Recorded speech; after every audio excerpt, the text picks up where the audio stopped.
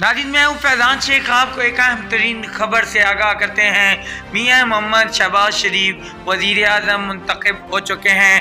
باقاعدہ طور پر جمہوری عمل سے یہ انتخاب عمل میں لایا گیا ہے۔ وزیر اعظم میاں محمد شہباز شریف باقاعدہ طور پر اسمبلی میں منتخب ہو چکے ہیں۔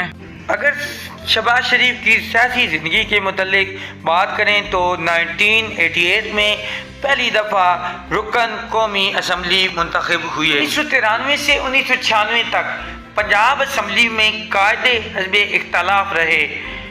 1997 میں جب پاکستان میں مسلم لیگ نون کی حکومت آئی تو وزیر اعلیٰ پنجاب کی حیثیت سے پہلی دفعہ انہوں نے اپنا چارج سنبھالا۔ بطور وزیر اعلیٰ پنجاب میں صحت، تعلیم، زراعت اور صنعتی شعبوں میں گراں قدر خدمات سر انجام